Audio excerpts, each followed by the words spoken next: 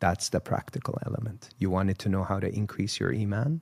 You need the ruh to shine brighter. How do you make the ruh, that light of consciousness in you, shine brighter? Feed it, give it what it needs.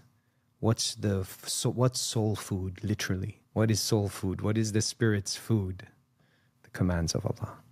Dhikr, recitation of the Quran, avoiding the haram, remembrance of Allah, giving da'wah, reflecting upon the creation of Allah.